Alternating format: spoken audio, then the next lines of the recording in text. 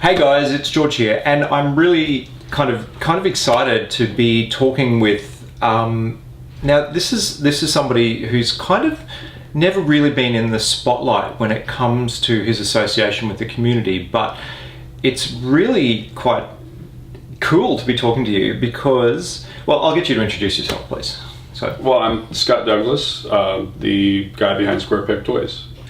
So, when you say SquarePeg, that's the anal explorer kind of toys, or? So it's when I say SquarePegToys, I mean it to encompass the brand, not just the product, but the charity and all the other stuff that I do and the education as well. So tell me about so how long has SquarePeg been around? This is my 22nd year. 22 years? 22 years. So how did it come to be? How did SquarePeg evolve?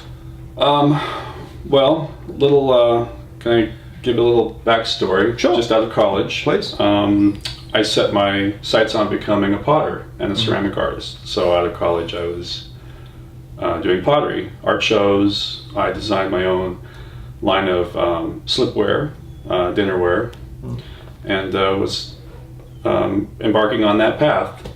I've always been into butt play. I've been sticking things in my butt ever since I can remember. You know, hiding in the bathroom. Okay. You know, sure.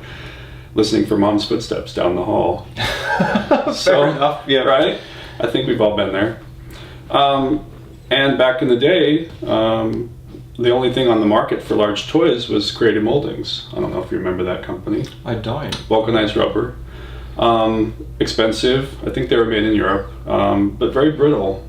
They always peeled and cracked, and you couldn't use Crisco on them, and I was spending lots of money. And one day I just got this idea that if I'm making molds to make mugs and plates, why can't I make a mold to make a dildo? Yeah. Right? So I had the clay and I sculpted some forms and began this process of trying to figure that out. It took me about a year and a half. So what was the first shape that you created? So what I did was, again, I was a potter. I was an artist. There were no other companies doing what I was doing in the studio. So I made a set of 8 toys that filled kind of different needs: stretch, depth, training, warm up, that kind of stuff. And they're all on the website. I call them the original 8. And there's a picture of them all. Yep. They're all still in production except for one, which I'm thinking of bringing back. But so anyway, so I wanted to use the best material that I could get my hands on for my butt. All the other rubbers burned and they were toxic, you know, and they were fragile. They didn't hold up to use. And I knew that there were a couple companies back then doing small toys for women in silicone. So I knew the technology was possible, that it could be done, and that was all I needed. There was no internet back then. You couldn't Google a YouTube video and learn how to make dildos. It took some research, even going to the library and doing old-fashioned like chemical, you know, analysis and stuff. So I knew it could be done.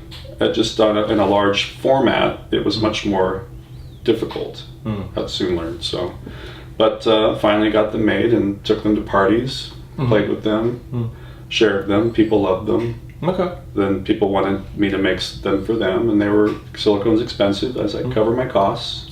Just the silicone, and then they would buy them and take them to their parties, and then their friends would want them, and then I was like, well, I'm going to add a little bit more just to cover all the costs, right? Because I'm a potter, I know about, you know, products and selling, and that's how it started. It never was. I never had my sights on being like a dildo manufacturer. Empire. But isn't that how great things start? You know, with your passion and your. You've got to be passionate about it.